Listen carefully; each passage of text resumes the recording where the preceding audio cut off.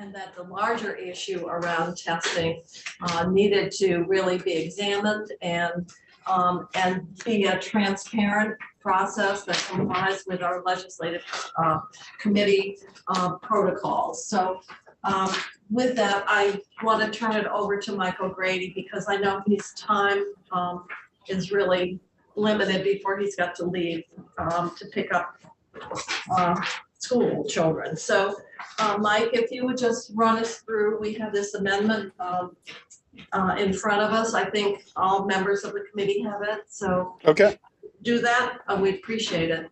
Thank you. Sure. So I missed the beginning of the context that you provided, Senator Kitchell, but I'll just assume that you gave everyone the background for this. So the first section, Section X, is an amendment to the Environmental Contingency Fund. It's that authority that the state has to respond immediately to environmental hazards. And it is amending the definition of release, which was amended last year to include emissions from PCB emissions from building materials in a building or structure, to limit that language to an emission from a public school and approved recognized independent schools, as those terms are defined in 16 VSA Section 11, which is the default definitions, education definitions, and that were constructed or renovated before 1980. So that's the Environmental Contingency Fund and the agency's authority for release under that fund. But then they also have authority for hazardous hazardous material releases, which is 10 VSA 6602, subdivision 17. You will see that same change being made in the definition of release in A&R's authority for hazardous materials / substances releases. It's those emissions of PCBs from building materials in a public school and approved recognized independent school that were constructed or renovated before 1980. And then in Section Z, the context that I heard Senator Kitchell provide of having information come back to the General Assembly to inform you of what the testing requirements are going to be for all buildings other than schools. There would be a report. The report would include a proposal for the best method for regulating releases of PCBs from PCB containing building materials in non-schools, a proposal who will be required to test for the release of potential release of PCBs, and whether it's going to be part of the brownfields program or part of an environmental assessment for a property transaction, a summary of when during a corrective action or property transaction testing would be required and why it would be required, then the standard or standards that would be utilized, then the action or remediation that would be required if there are PCBs identified in excess of the proposed standard, how a responsive action or remediation would be funded, including potential federal or state sources, and then how the requirement to test may affect investment in the redevelopment of historic downtowns or similar areas, because most of those historic downtowns are going to have been built before 1979. There's an assumption that they will have PCB containing building materials, and there needs to be an analysis and decision-making by you as the policymakers about how to implement that in those historic downtowns, how to implement testing in historic downtowns. Questions, committee? It makes it clear what we thought we did and intended to do, and it doesn't put the budget, the appropriations committee in the position of preempting policy work. And to me, that's was a very uncomfortable position finding ourselves in when we were really trying to help our education committee with the school issue. So Alice, you have a question? So just I'm wondering, in terms of trying to answer questions that people might ask, when it speaks on page 2, line 12, regulating releases in building materials in non-school buildings, is that every single personal home, or is that limiting it to something? Or well, that's a great That's a great question, because there are federal requirements for when you find PCB building materials in any building.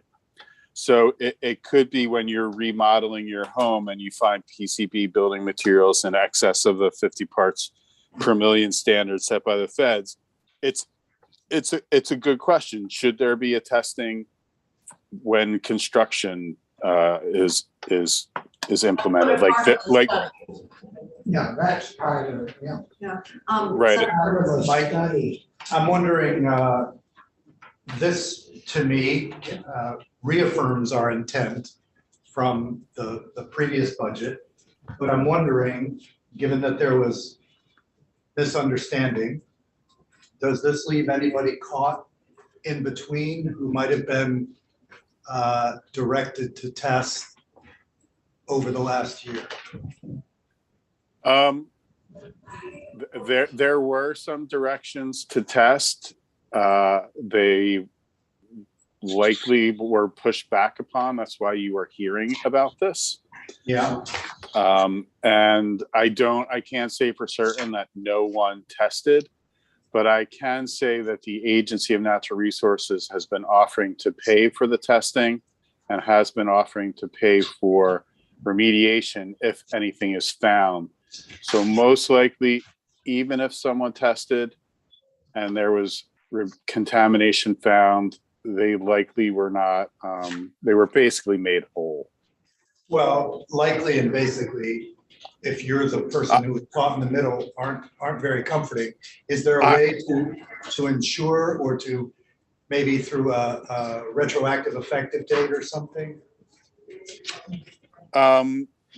You can obviously have a retroactive effective date, and you could build in language to say that anyone that was required is no longer required. That would be easily enough done. And I think the retroactive effective date would take care of it. Madam Chair, I don't know. I agree. I think it needs to be. If that's something that, that would work, language to be added. Mike, do you have time to do that so we can? Sure, not a problem. Okay. How far back do you want it to retroactively apply?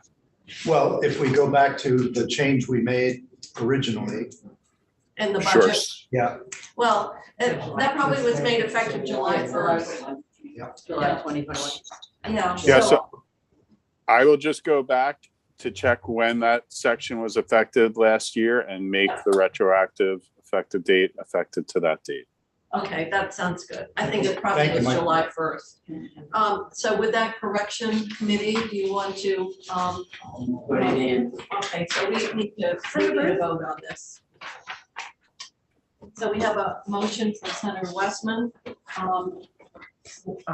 to amend the budget as reflected here with the effective date modification that we just talked about. Is there a second? Second. Okay. Senator Val, Yes.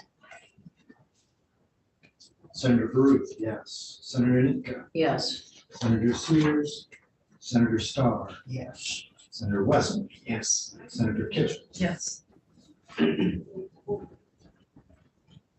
Thank you. Thank you very much, Mike. I You're welcome. make you too late to. No worries. Have a good weekend. Great, thank you. Bye. So was that a vote on the bill or the No, amendment? no, that's just on this amendment. Yeah. Okay. So how do I know this amendment, Kristen? How to reference it? Yeah. I think we're with Michael O'Grady at the top of his, supposed to be, do you have his amendment? Yes, If you just put, maybe just put, draft. yeah, just put draft number H for now, and put my MOG next to it, if you would. Okay. Okay. So now we need to move on. We have a couple fairly quick ones. Senator Matt, do you want to move yours? So you should have in front of you, we put the 1.5 in Dale for the adult days. I mentioned yesterday that what we wanted to do was continue to have the quarterly financial reports from the adult days going to Dale, so they could make judgments about the money. That is what this language is. It was the same language that we used before. We did add one line in this that said, because they're going to be meeting over the summer to work on the issue of the adult days that were closing, seeing if they couldn't get some places open, particularly in Barry and Rutland. And we allow 50,000 of the 1.5 million up to that amount to be used to move that issue along if appropriate. Okay, so we just have that sentence that allows the flexibility. Okay, well, we don't need to, this one, I will just accept the modification. Other changes that we have, that we haven't already incorporated, there's a section that we put in at the request of Senator Starr. What we're trying to do is recognize that over time, different programs have been started, and it really is time to begin to see about trying to rationalize them in terms of how they work together, what the funding streams look like collectively. So there's language, and do you want to point us to that, Stephanie? I think it's E222. Agency ag. So let's get there. Let me find the page.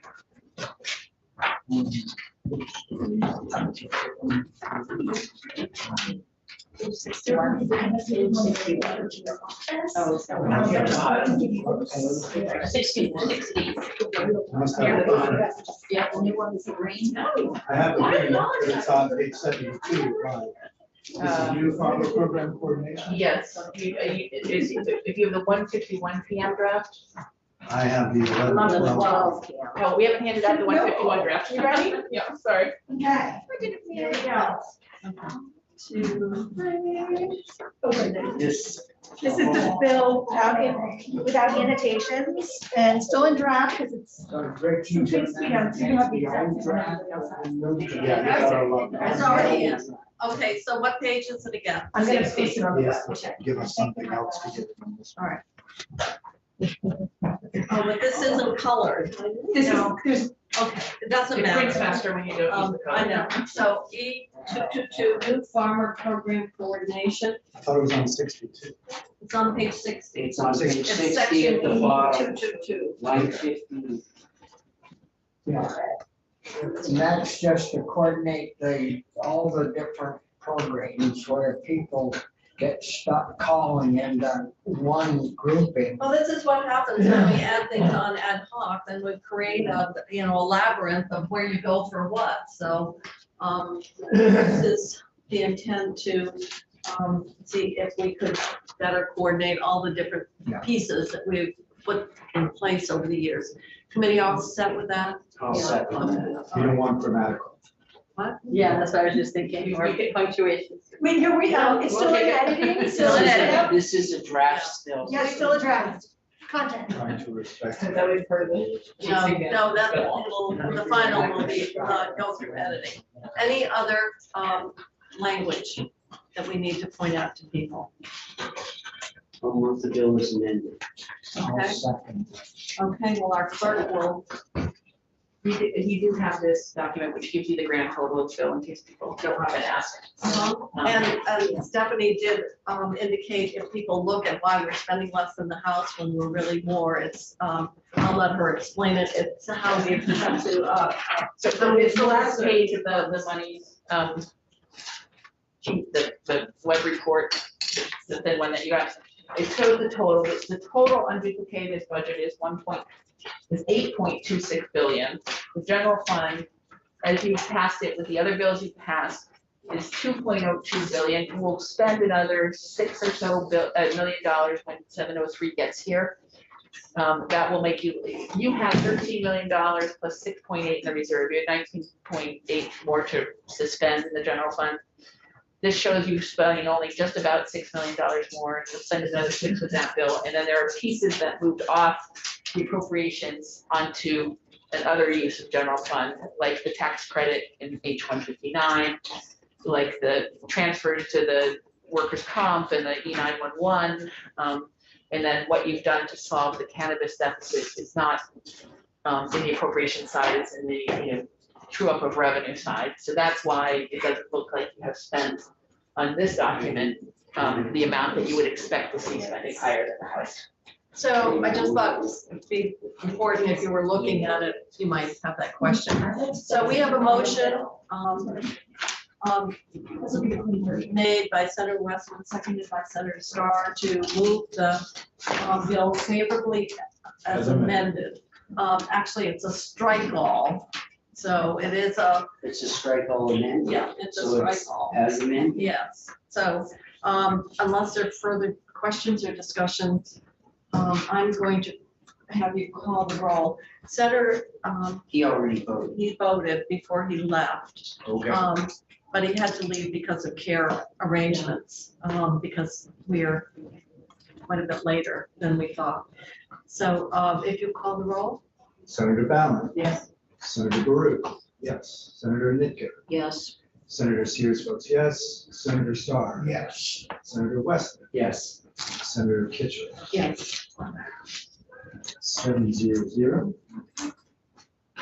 And the next question, Becca, is would there be a token session on Monday? So we would be taking this up Tuesday? I think it would be a great idea to do that if it's amenable to you. I'm sorry. I think that would be fine if it's amenable to you. I would love to.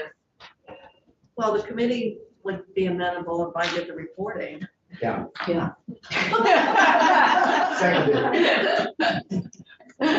I think to move it along is a smart idea, I do too. regardless of who reports. No, I agree. I just want to make sure that, So then we'll plan on, because Senator Sears, because he's here on, well, he would adjust his schedule knowing whether we were, if it were a token session on Monday, then he would be here too. Yep.